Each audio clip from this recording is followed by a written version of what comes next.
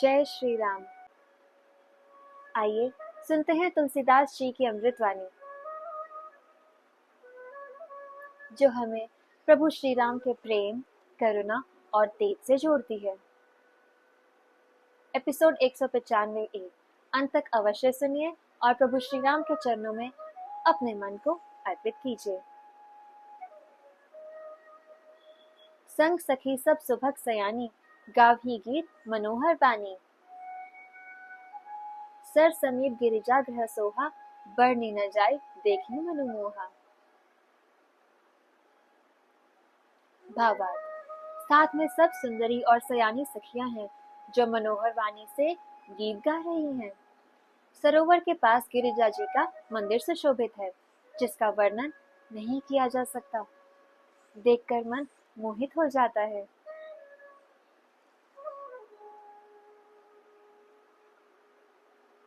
मज्जनु करे सर सखिन समेता, गई मुदित मन गौरी निकेता। पूजा कीन्ही अधिक अनुरागा, निज अनुरूप सुभग वरु मागा।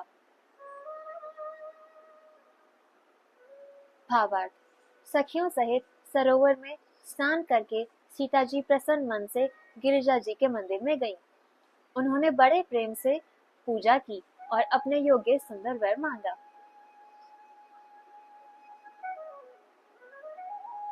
एक सखी सिए संगु बिहाई, गई रही देखन फुलवाई। तेहि दो बंधु बिलो की जाई, प्रेम विवश सीता कहीं आई। भावार्थ, एक सखी सीता जी का साथ छोड़कर फुलवारी देखने चली गई थी। उसने जाकर दोनों भाइयों को देखा और प्रेम में विहल होकर वह सीता जी के पास आई।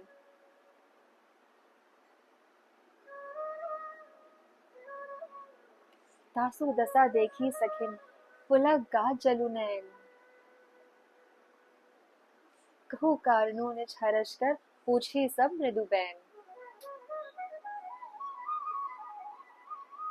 भावार्थ, सखियों ने उसकी दशा देखी कि उसका शरीर पुलकित है और नेत्रों में जल भरा है। सब कोमल वाणी से पूछने लगी कि अपनी प्रसन्नता का कारण बता।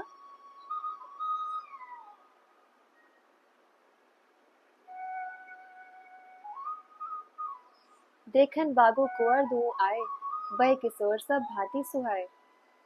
श्याम गौर किमी कहो बखानी, गिरा अनयन नयन बिनु बानी। भावार्थ, उसने कहा, दो राजकुमार बाग देखने आए हैं। किशोर अवस्था के हैं और सब प्रकार से सुंदर हैं। वे सांवले और गोरे रंग के हैं। उनके सौंदर्य को मैं कैसे बखान कर कहूँ। वाणी बिना नेत्र की है और नेत्रों के वाणी नहीं है। सुनी हर्षी सब सखी सयानी, सिए ही अति उत्कंठा जानी। एक कहे नृप सतु तेई आली, सुने जे मुनि संग आय काली। भावार्थ, यह सुनकर और सीता जी के हृदय में बड़ी उत्कंठा जानकर सब सयानी सखियां प्रसन्न हुई। तब एक सखी कहने लगी, हे सखी, ये वही राजकुमार हैं जो सुना है कि कल विश्वामित्र मुनि के साथ आए हैं।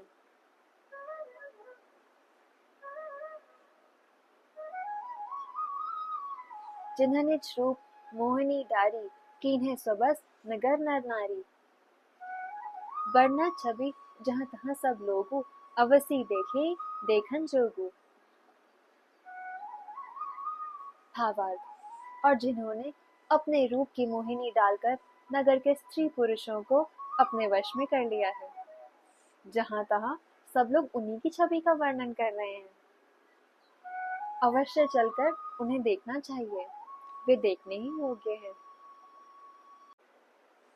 कभी कभी एक ही झलक मन को सदा के लिए बांध देती है। कभी कोई दृश्य मन में इतना गहरा उतर जाता है कि आत्मा तक स्थिर हो जाती है। सखियों के गीत से जनकपुरी का बगीचा गूंज रहा है। झील के किनारे गिरिजा का मंदिर, सौंदर्य की पराकाष्ठा। और सिया जी स्नान कर प्रसन्न मन से मंदिर में प्रवेश करती हैं। उनकी प्रार्थना सरल है, हे गिरिजा माता, मुझे वही वर चाहिए जो मेरे अनुरूप हो, जो मेरे हृदय के योग्य हो। और तभी एक सखी लौटती है। उसकी आंखों में आंसू हैं, तन पुलकित है। वह धीरे से कहती है, दो राजकुमार बाग में आए हैं। वाणी थम जाती है। नेत्रों ने जो देखा वह शब्दों में न उतर सका। सखियां चुप हो जाती हैं। पर सीता के हृदय में एक अनजानी मधुर उत्कंठा जागती है। यह क्षण केवल सीता जी का नहीं, यह क्षण उस आत्मा का है जो अपने परम प्रिय को पहली बार देखती है। मन के भीतर वह पहली हलचल, वह पहला कंपकपाहट जो बताता है, यही है वह जिसके लिए मैं बनी हूँ। यह केवल एक मुलाकात नहीं थी, यह आत्मा का जागरण था। सीता के मन में जो उठान हुआ वह हम सभी के भीतर भी उठ सकता है। जब हम अपने जीवन में श्री राम की छवि देखें, उनकी लीलाओं को सुनें और मन में यह स्वीकार करें, यही है मेरे जीवन के सार्थकता। आपके मन में वह पहला क्षण कब आया था जब आपको अनुभव हुआ, मैं ईश्वर से जुड़ा हूँ? श्री राम के किस गुण से आपका मन आज भी ठहर जाता है? क्या आपने कभी प्रार्थना की है कि मुझे वही मिले जो मेरी आत्मा के योग्य हो?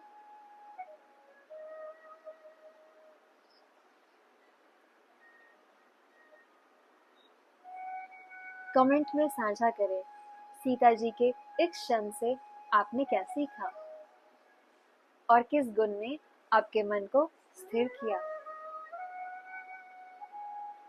इस वीडियो को अपने मित्रों के साथ साझा करें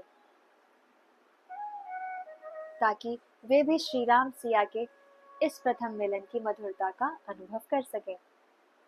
सब्सक्राइब करें सोलफुल मोटिवेशन को ताकि अगली झलक भी आपके मन तक पहुंचे।